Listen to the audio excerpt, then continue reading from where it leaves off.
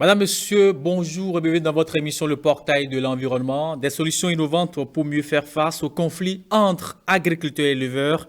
Un compatriote apporte du sien. Il veut non seulement mettre fin au conflit communautaire, mais aussi créer un climat tropical, humide, artificiel pour la production fourragère, permettre aux éleveurs de ne plus souffrir pour l'alimentation du cheptel et faciliter la sédentarisation. Il en a Mama Yarou Sero Aruna. Bonjour. Bonjour, monsieur le journaliste. Et merci d'être des nôtres, de nous parler bien sûr de cette innovation, sa particularité aussi, des réponses que cela apporte bien sûr à la sédentarisation, à la gestion bien sûr à la production fourragère. Mais d'abord, je veux mieux vous connaître. Quand on parle de Mama Yaro Sero Aruna, c'est qui? D'abord, je suis un prince. Le nom Sero, c'est le nom d'un prince. Donc, je suis originaire du Nord Bénin, plus précisément du village appelé Sinandi. Donc, je suis innovateur, promoteur des appareils verts hydroponiques au Bénin et au Canada également. Ok. Alors, vous avez fait une invention, mais on va venir plus en profondeur. Mais quand on voit un peu le conflit entre éleveurs et agriculteurs, c'est un phénomène, une situation qui touche non seulement le Bénin, le Niger, d'autres pays de la sous-région, le Nigeria, le Burkina Faso. Alors, quelle est votre lecture de cette situation? Non, monsieur le journaliste, comme vous le savez, les conflits entre éleveurs et agriculteurs ont fait plus de 15 000 victimes ces 10 dernières années à travers l'Afrique de l'Ouest. Et ces conflits se sont intensifiés au Bénin par le manque accru de l'alimentation bétail.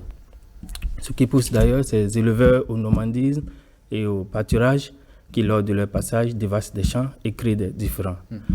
Donc, face également à la conjoncture de notre pays, je pense qu'une sédentarisation serait une obligation pour résoudre ces problèmes. Alors, si vous permettez, on va aller à la régie. On va suivre cette vidéo qui présente un peu cette innovation que vous avez pu sortir, qui aujourd'hui pourrait nous aider, bien sûr, à avoir du fourrage. Allons à la régie pour suivre cet extrait de vidéo.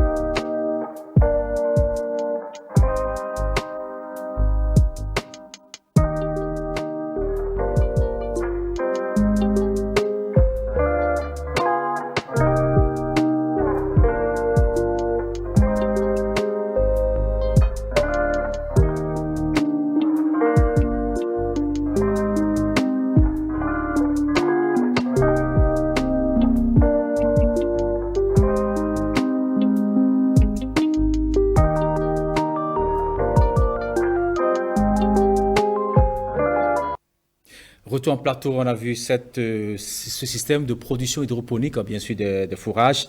Alors, quand on met en terre ces plants de fourrage, ça fait combien de temps pour que déjà les bêtes puissent commencer à les broter, parce qu'on a vu dans l'image qu'on a vue tout à la vidéo, les bêtes vraiment en raffolaient, puis ne voulaient même plus même s'en séparer presque. Voilà, vous voyez ces images, c'est très intéressant. Quand on voit ces bêtes, bien sûr, consommer allègrement ces fourrages, c'est pour dire quand même qu'elles sont satisfaites de ce que cela donne comme protéines. Puisque je vais vous notifier un truc, la production fourragère, c'est sans terre. Sans terre, ouais. C'est sans terre. C'est une production sans terre, uniquement avec de l'eau. Elle est biologique, sans engrais, rien. Il n'y a rien, il n'y a pas d'engrais, d'intrants chimiques. Il n'y a rien dedans. Alors, je sais aussi que vous avez fait aussi beaucoup d'autres inventions. Vous avez reçu tellement de prix. En innovant sans cesse, son talent est immédiatement repéré par plusieurs scientifiques et institutions américaines en 2020 et le Canada fut le premier pays à lui réserver un accueil chaleureux. Bienvenue à l'enfant prodige de l'innovation africaine, la star au destin brillant.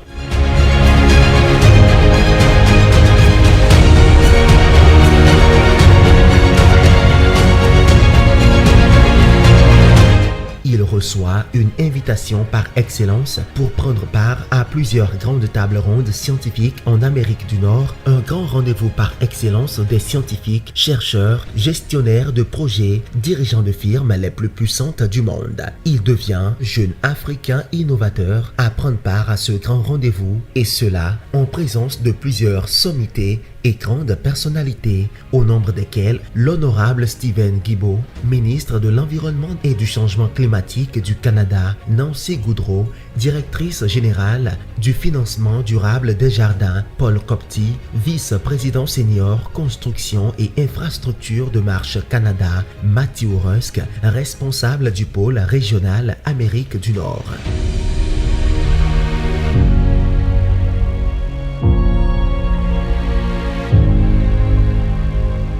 Vous êtes béninois, mais aujourd'hui, c'est les Canadiens qui bénéficient de votre générosité, mais on aurait bien voulu aussi que vous venez vous installer au pays, si bien sûr les conditions les permettent, bien sûr. Ouais. Mais pour le moment, vous ne l'avez pas encore développé. C'est vrai que vous avez déjà rencontré le ministre de l'Agriculture, M. Gaston Dossoui. Alors, qu'est-ce qu'on pourrait filtrer de cette rencontre, même si je ne vous dis pas de livrer tout le secret, mais est-ce que déjà, on pourrait dire que d'ici là, vous allez aussi implémenter cela au Bénin, accompagner déjà le procès qui est le projet phare pour la sédentarisation des éleveurs au Bénin. Oui, c'est vrai, j'ai échangé avec le ministre, il a beaucoup aimé, il a apprécié l'appareil et c'est en cours par la grâce de Dieu, nous allons commencer les expérimentations dans le secteur. Il n'y a pas de souci. Alors, entre-temps, on va recevoir mon collègue Henri Fachinandouledji qui viendra bien sûr partager avec nous quelques mots, bien sûr, vocabulaire, bien sûr, de cette émission qu'on a. On a parlé beaucoup de choses, que ce soit de sédentarisation, d'élevage, éleveurs, agriculteurs, autres choses.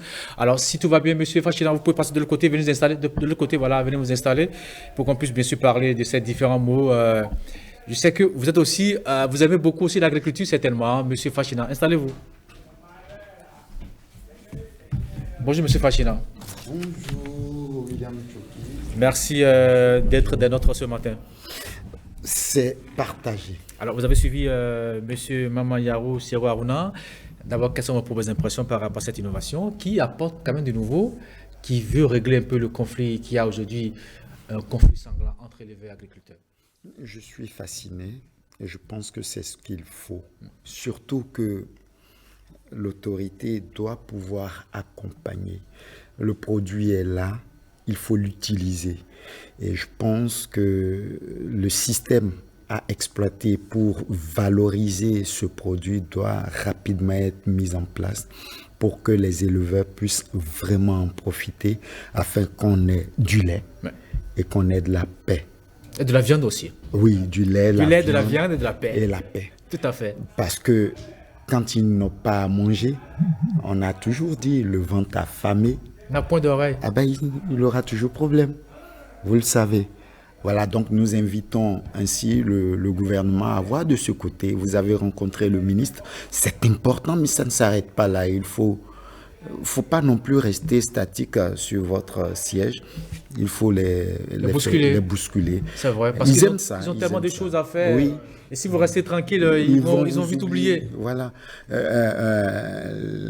L'incursion terroriste, une seule fois, fait oublier les programmes d'un mois. Parce qu'on est préoccupé par cette situation. Voilà.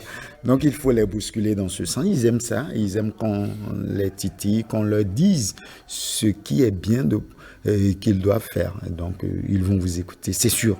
c'est sûr. Parce qu'ils veulent la paix et ils veulent aussi qu'il y ait le lait, la viande à manger pour tout le monde. Donc, ils doivent vous écouter. Alors, on va retourner à la régie. J'ai reçu aussi de vous une deuxième vidéo. Je ne sais pas trop ce que cela vous l'a dit. On va jouer cette vidéo, vous allez nous expliquer un peu en quoi cela consiste.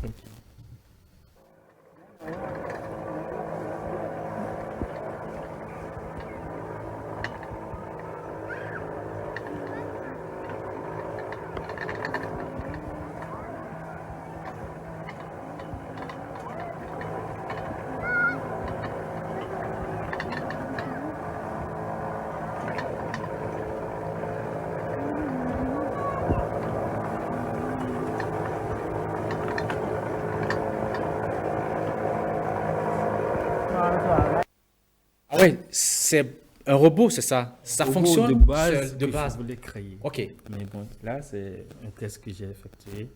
Donc, pour faciliter le traitement des champs. Les gens ont du mal à traiter également les champs quand on met un pulvérisateur de 15 kg au dos. Au dos, et puis voilà, marcher, c'est tout un poids à tout marcher. un poids, mais si on apporte de nouvelles solutions avec qui couvrent environ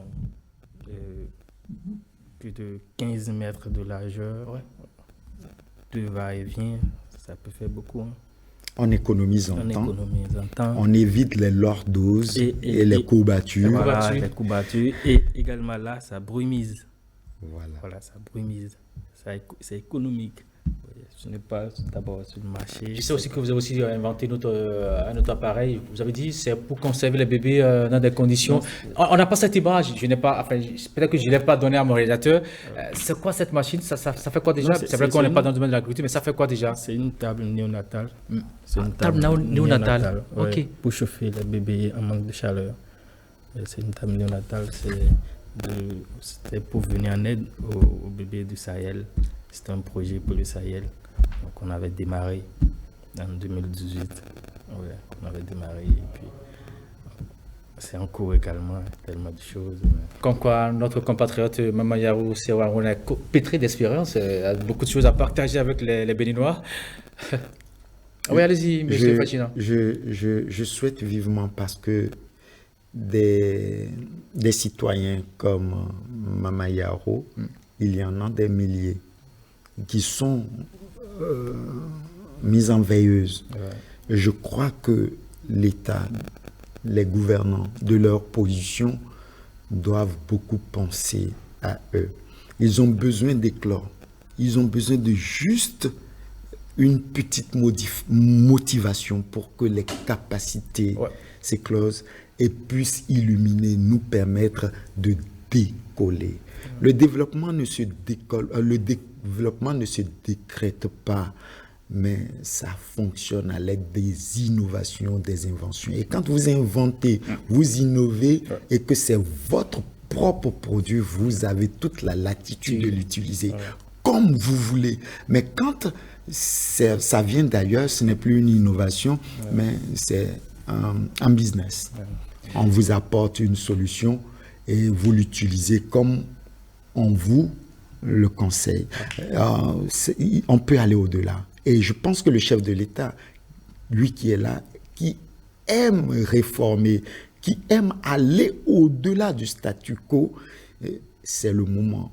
Des génies, il y en a au Bénin. Ouais. Il faut les réunir, il faut les organiser pour qu'on puisse vraiment utiliser au quotidien nos inventions, nos productions. C'est possible. Et là, on peut vous faire bouger la ligne. On pourra. Le développement, bien sûr. Bien entendu. Vous voyez, je ne trahis aucun secret, je donne juste l'exemple de ce Zimbabwéen qui a disparu de tous les radars parce qu'il a fabriqué une sorte, il a fait de l'énergie radiofréquence. Mais c'est important. Ce qui lui a permis de faire fonctionner la télévision sans batterie, sans énergie, ce qui lui a permis de faire fonctionner une voiture sans batterie, sans essence, un hélicoptère. C'est ça. mais il faut que l'État protège ses inventeurs. Ouais. Moi, Merci il faut beaucoup à vous, que- M. Fagina. Merci beaucoup à vous pour cet appel que vous lancez aux autorités pour saisir le bal au bon, pour continuer bien sûr à soutenir davantage ces innovateurs. Alors avant qu'on ne quitte ce plateau, on va donner la parole rapidement à M. Mamasiyaou. Qu'est-ce que vous avez dit avant qu'on ne quitte ce plateau? Parce que le temps est fini. Ouais. Je pense, comme l'a dit monsieur, il faut vraiment soutenir les innovateurs. Il faut soutenir les innovateurs parce qu'il y en a plein. Ouais. C'est bon. Il faut soutenir les innovateurs, les accompagner financièrement. Comme ça, ensemble, on peut apporter notre part à l'édifice. Et construire ce pays. Ouais, construire ce pays. C'est possible, hein? C'est possible. Merci beaucoup à vous, M. Mamasiyaou Serou-Arouna. Je rappelle que c'est avec vous qu'on a parlé bien sûr de cette innovation qui apporte du nouveau dans la sédentarisation des éleveurs, bien sûr nourrit nos bêtes à travers les fourrages produits sur place, hors sol. Merci pour votre attention. Merci d'avoir suivi cette émission, le portail de l'environnement. À bientôt.